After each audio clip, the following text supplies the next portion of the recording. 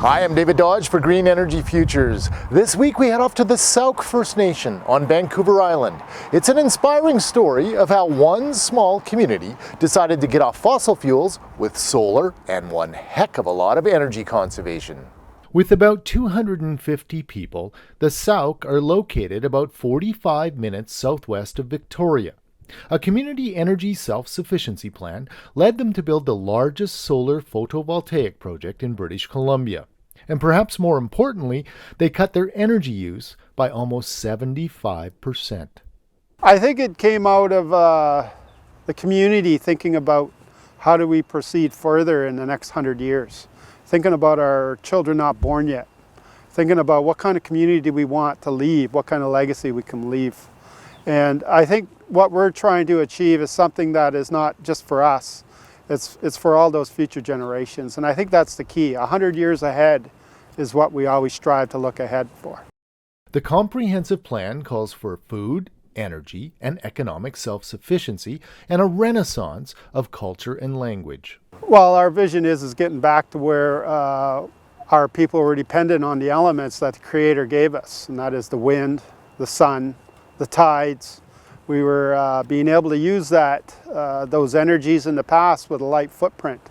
And I think it's good for us to go full circle and come back to that, because I think if anything, we all need to do that. What better place to look in nature other than the sun? First, the Sauk Nation installed 75 kilowatts of solar modules, the largest system in BC at the time. Andrew Moore is an architect originally from London. He worked with the Sauk Nation to start their energy self-sufficiency program. So it just blossomed into, from photovoltaics to solar hot water to big conservation program. In addition to the 75 kilowatts of solar modules, the Sauk installed 40 solar hot water systems on band members' homes, and then engaged the entire community in a massive energy conservation and efficiency program. We installed insulation and low-flow shower heads and special light bulbs, and to all the houses. And I suppose the major shift that's happened is a real change in awareness and a behavior of the community members. Almost all of the installation work was done by Sauk First Nation people. Trainees used a customized learning program that respected the oral customs of the Sauk, and in the end, 9 became certified solar installers. It was through being involved in actually installing the photovoltaics and the solar hot water, everyone became very conscious that suddenly they're worried that there was literally going out the window, all this precious energy, this clean, precious energy. So it was through that everyone decided that they were going to go into conservation of energy in a very big way. It turns out it's a lot easier to get to net zero when you slash your energy use by 75%. The Sauk spent 2 years coming up with their community plan that calls for food, energy, and economic self-sufficiency.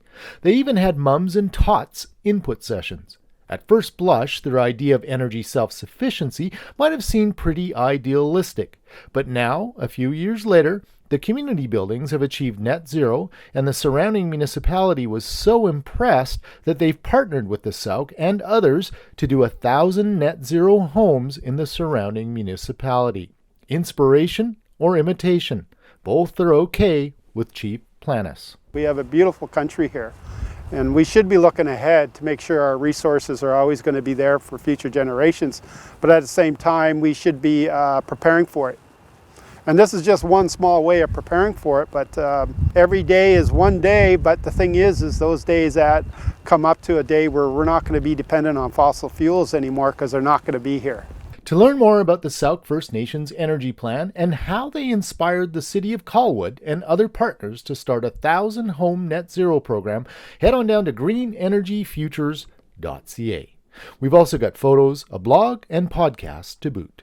We'd love to hear from you. Drop a comment on our Facebook page or send us a tweet or email. Thanks for watching. For Green Energy Futures, I'm David Dodge.